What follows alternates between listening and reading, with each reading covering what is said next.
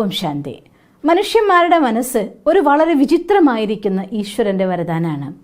അതിനെ maximum utilise ചെയ്യാൻ തുടങ്ങിയ അൺലിമിറ്റഡ് പവർ ജനറേറ്റ് ചെയ്യാൻ പറ്റുന്ന അത്രയും വലിയൊരു പവർ ഹൗസ് തന്നെയാണ് നമ്മുടെ മനസ്സെന്ന് പറയുന്നത്. എന്നാൽ സ്വാഭാവികമായിട്ട് നമ്മൾ ഉപയോഗിച്ച് ഒരു സാധനം കുറച്ചുപയോഗിച്ച് അതിൻ്റെ കപ്പാസിറ്റി കുറയും പോലെ മനസ്സും അത് നമ്മൾ നിരന്തരമായിട്ട് യുഗങ്ങളോളമായി കുറച്ച് ഉപയോഗിച്ച് അതിൻ്റെ കപ്പാസിറ്റി ഇപ്പോൾ ഒരു ലിമിറ്റഡ് ആയിട്ട് വന്ന് നിൽക്കുകയാണ്. ലിമിറ്റിൽ നിന്ന് അൺലിമിറ്റിലേക്ക് നമുക്ക് ഉയർത്താൻ സാധിക്കും. പക്ഷേ പ്രസന്റ് ടൈമിൽ ഓരോരുത്തരുടെ മനസ്സിലും എനർജി റിസീവ് ചെയ്യുന്നതിൻ്റെ ഒരു കപ്പാസിറ്റി ലിമിറ്റഡ് ആയിട്ടുണ്ട്.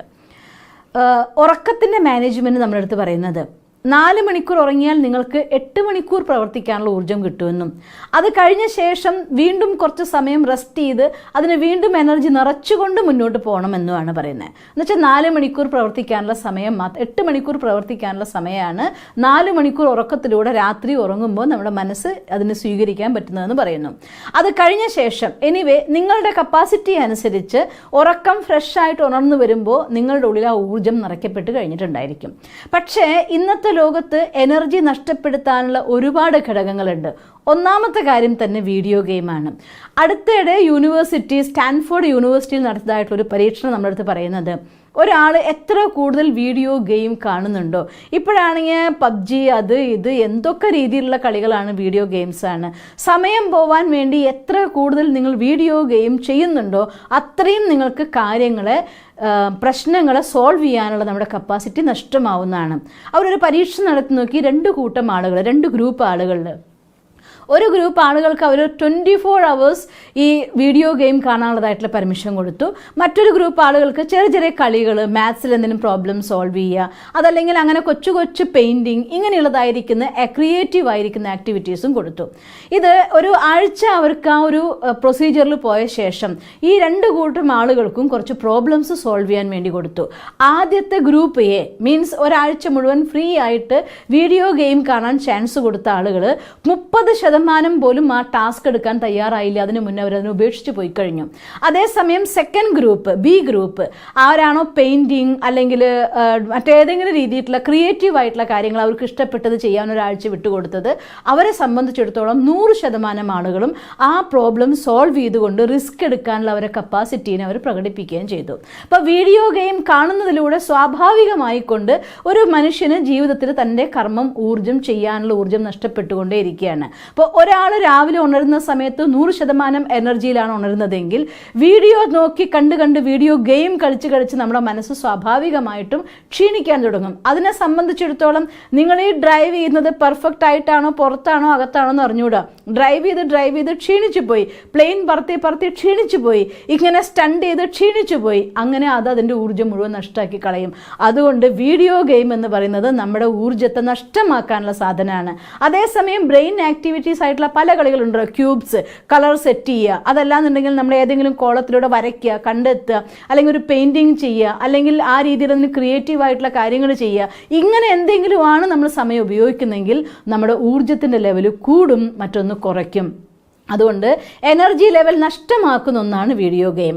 രണ്ടാമത്തെ യൂട്യൂബ് പറയുമ്പോൾ സിസ്റ്റർ എന്നെ ക്ലാസ് ഞങ്ങൾക്ക് കേൾപ്പിച്ചിരുന്നത് യൂട്യൂബിലല്ലേ? തീർച്ചയായിട്ടുമാണ്. പക്ഷെ ഒരു കാര്യം നിങ്ങൾക്കറിയോ, ഒരു ദിവസം നമ്മൾ മാർക്കറ്റിൽ പോയിട്ട് ചപ്പാത്തി ഉണ്ടാക്കാനുള്ള നല്ല ആട്ട, നല്ല കമ്പനിയുടെ നല്ല സൂപ്പർ ആയിരിക്കുന്ന ആട്ട വാങ്ങിക്കൊണ്ടുവന്നു അവിടെ വെച്ചതല്ലാതെ അടുത്ത് ചപ്പാത്തി ഒന്നും ഉണ്ടാക്കിയില്ല. രണ്ടാമത്തെ ദിവസം മാർക്കറ്റിൽ പോയി ഇത് സെയിം സാധനം വാങ്ങിക്കൊണ്ടു. 3-ാമത്തെ ദിവസം പോയി, 4-ാമത്തെ ദിവസം പോയി. ഒരു മാസമായിരുന്നു വിചാരിക്കുക. എല്ലാ ദിവസവും മാർക്കറ്റിൽ പോവും, 2, 5, 3, ചിലപ്പോൾ 10 കിലോ ആട്ട വാങ്ങിക്കൊണ്ടുവരും, ഗോതമ്പ് പൊടി വാങ്ങിക്കൊണ്ടുവരും, വീട്ടിൽ കൊണ്ട് സൂക്ഷിച്ചു വെക്കും. ഒരു മാസം കഴിയുമ്പോഴേക്കും അവരുടെ വീടിൻ്റെ ഗതി എന്തായിട്ടുണ്ടായിരിക്കും? എനങ്ങാൻ സ്ഥലം ഉണ്ടാവില്ല, ഇത് മാത്രമായിരിക്കും അടുക്കളയിൽ നിറയുന്നുണ്ടായിരിക്കുക.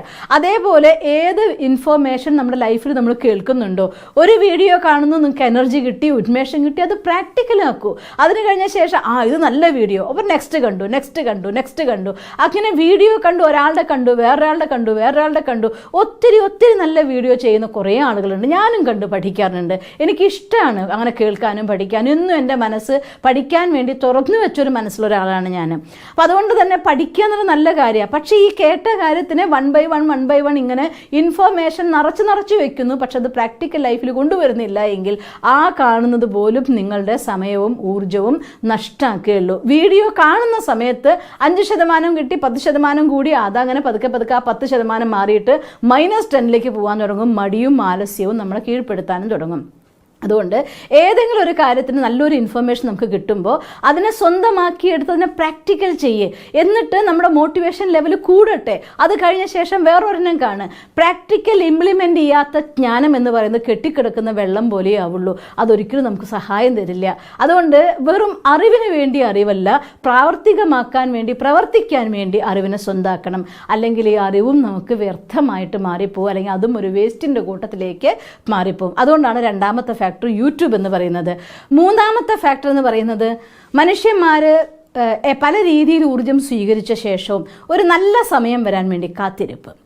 എല്ലാം റെഡിയായി വരട്ടെ, എൻ്റെ ഗ്രഹങ്ങൾ റെഡിയാവണം, എൻ്റെ നാള് പ്രകാരമുള്ള സമയം റെഡിയാവണം, മാസം സമയം റെഡിയാവണം, ഡേറ്റ് റെഡിയാവണം, പിന്നെ എനിക്ക് ഉതകുന്ന രീതിയിലുള്ള മാർക്കറ്റ് സിറ്റുവേഷൻ റെഡിയാവണം. ഇപ്പോഴാണെങ്കിൽ എന്ത് തുടങ്ങാനാ, മാർക്കറ്റൊക്കെ എല്ലാം ഡൗൺ ആണ്. പക്ഷേ ഈ ഡൗൺ ആയ മാർക്കറ്റിൽ നിന്ന് മാക്സിമം ബെനിഫിറ്റ് ഉണ്ടാക്കുന്ന ആളുകളും ഉണ്ട്, നിങ്ങൾക്കറിയാലോ. പക്ഷെ അതൊക്കെ നമ്മളെ കൊണ്ട് പറ്റുമോ?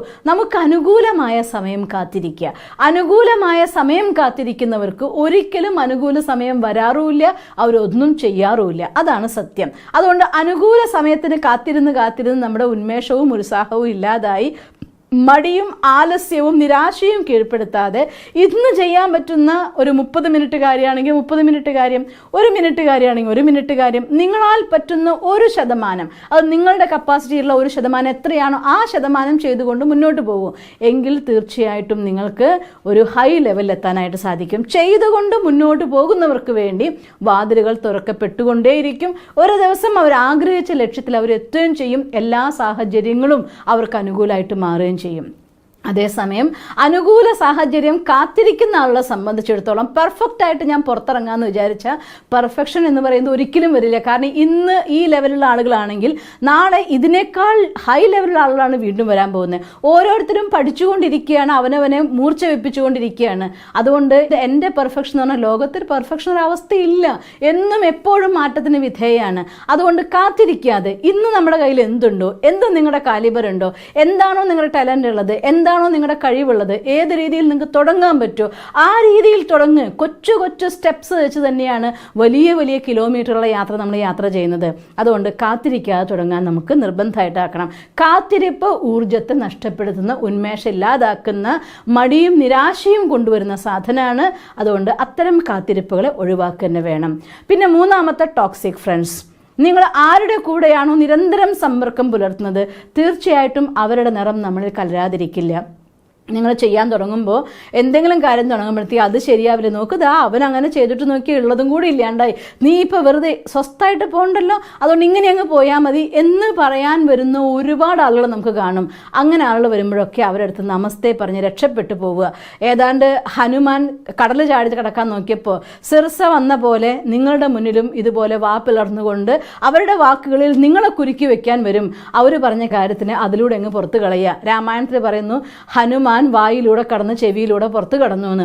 അതേപോലെ തന്നെ അവർ പറയുന്ന കാര്യത്തിന് അവർ പറയുമ്പോൾ വളരെ വിനയത്തോടു കൂടെ ഓക്കെ എന്ന് പറയുക, ചെവിയിലൂടെ അങ്ങ് പുറത്ത് കളഞ്ഞേക്കുക, ഉള്ളിലേക്ക് വരാൻ സമ്മതിക്കരുത്. എന്നിട്ട് നമ്മുടെ യാത്ര മുന്നോട്ട് പോവുക. നല്ല ഫ്രണ്ട്സ് നിങ്ങൾ താമസിക്കുന്ന ലൊക്കാലിറ്റിയിൽ, നിങ്ങളുടെ ഏരിയയിൽ, നിങ്ങളുടെ ക്ഷേത്രത്തിൽ, നിങ്ങളുടെ കുടുംബത്തിൽ നിങ്ങൾക്ക് ഇല്ല എങ്കിൽ ഒട്ടും വിഷമിക്കേണ്ട. നിങ്ങളുടെ ഫീൽഡിൽ മുന്നോട്ട് പോകാൻ നിങ്ങൾക്ക് മോട്ടിവേഷൻ തരുന്ന, ഉന്മേഷം തരുന്ന, ഉത്സാഹം തരുന്ന ഒരുപാട് നല്ല ഫ്രണ്ട്സിന് ഓൺലൈനിലൂടെ നിങ്ങൾക്ക് അവൈലബിൾ ആണ്. മെൻറ്റേഴ്സായിട്ട് നിങ്ങൾക്ക് അവൈലബിൾ ആണ്. അവരുമായിട്ടുള്ള സംഘം ചേരൂ, അവരുമായി സംസാരിക്കൂ, അവരുടെ അടുത്ത് മോട്ടിവേഷൻ എടുക്കൂ. അത് തീർച്ചയായിട്ടും നിങ്ങളെ മുന്നോട്ട് കൊണ്ടുപോകാനുള്ള ഘടകമാക്കി മാറ്റും. നമ്മുടെ എനർജി ലെവൽ അത് നമുക്ക് ആ ഒരു ഹൈ ലെവൽ എത്തുന്നതോടെ ഈ ആളുകളുടെ സംഘത്തിൽ നിന്ന് പറന്നുയർന്നുകൊണ്ട് ഹൈറ്റ്സിലേക്ക് പോകാൻ നിങ്ങൾക്ക് പറ്റുകയും ചെയ്യും. അതുകൊണ്ട് ഇപ്പോൾ എൻ്റെ വീട്ടിലൊരു സിസ്റ്റർ പറഞ്ഞ പോലുള്ളവരാണ്, എൻ്റെ കൂട്ടുകാരൊക്കെ ഇങ്ങനെ നെഗറ്റീവ് പറയുന്നവരാണ്, ഞാൻ എന്താ ചെയ്യാമെന്ന് വിഷമിക്കേണ്ട. നിങ്ങൾ ഈ രീതിയിൽ ഓൺലൈനിലൂടെ ഹൈ ലെവലിലായിട്ടുള്ള ആളുകളുമായിട്ട് നിങ്ങളുടെ മാനസികമായ ബന്ധം പുലർത്തൂ. ഈ കമ്പ്യൂട്ടർ ഉണ്ടല്ലോ, എൻ്റെ ഉള്ളിൽ നിന്ന് ഏത് ടൈപ്പ് ഓഫ് തോട്ട്സ് ക്രിയേറ്റ് ചെയ്യുന്നോ ആ ടൈപ്പ് തോട്ട്സുള്ള ആളുകളുമായിട്ട് അവരുടെ കാര്യങ്ങൾ കേൾക്കുകയും പഠിക്കുകയും ചെയ്യുമ്പോൾ ഓട്ടോമാറ്റിക്കലി എനർജി ലെവലിൽ ഒരു ലിങ്ക് വരും. എനർജി ലെവലിലായിട്ടുള്ള ലിങ്ക് സ്വാഭാവികമായി നാളെ നിങ്ങളെ അവരുടെ ലിങ്കിലേക്ക് കൊണ്ട് എത്തിക്കുകയും ചെയ്യും. ഈ ലെവലിൽ ഒരുപാട് ലെവലിലേക്ക് നിങ്ങൾക്ക് ഉയരാൻ പറ്റുകയും ചെയ്യും. അതുകൊണ്ട് ഊർജ്ജം നഷ്ടമാക്കുന്ന ഈ കാര്യങ്ങളെ നമ്മുടെ ലൈഫിൽ നിന്ന് മാറ്റി വെച്ചുകൊണ്ട് നമുക്ക് ഓരോ ദിവസം കഴിയും തോറും എന്ന് കരുതി ഇന്ന് നമുക്ക് എത്ര കപ്പാസിറ്റി ഉണ്ട് അവിടെ നിർത്തണമെന്നല്ല. നമ്മുടെ കപ്പാസിറ്റി 100%ആണ്. ആ 100% എത്തിക്കണമെന്നുണ്ടെങ്കിൽ ഓരോ ദിവസവും കുറച്ച് കപ്പാസിറ്റി കൂട്ടി മൈൻഡ് പവറിനെ നിങ്ങൾക്ക് ഡെവലപ്പ് ചെയ്യാം. മെഡിറ്റേഷൻ റെഗുലറായി ചെയ്താൽ, പോസിറ്റീവ് തോട്ട്സിൻ്റെ ലെസൺസ് ഡെയിലി നിങ്ങൾ പഠിക്കുന്നുവെങ്കിൽ, മനനം ചെയ്യുന്നുവെങ്കിൽ, മഥനം ചെയ്യുന്നുവെങ്കിൽ മൈൻഡ് പവറിനെ കൂട്ടി രാവിലെ ഉണർന്ന് രാത്രി വരെ നിരന്തരമായി ചെയ്യാനുള്ള ഊർജ്ജം നിങ്ങൾക്ക് നിറയ്ക്കാൻ പറ്റും. പക്ഷേ തൽക്കാലം എൻ്റെ കപ്പാസിറ്റി എത്രയെന്ന് നോക്കി അതനുസരിച്ച് ആ ഊർജ്ജം നഷ്ടമാക്കാതെ ഉപയോഗിച്ചുകൊണ്ട് ഡെവലപ്പ് ചെയ്ത് ഹൈ ലെവലിലെത്താൻ നിങ്ങൾക്ക് സാധിക്കും. അങ്ങനെ നിങ്ങൾക്ക് സാധിക്കട്ടെ എന്ന് ഞാൻ ഈശ്വരനോട് പ്രാർത്ഥിക്കുന്നു. ഓം ശാന്തി.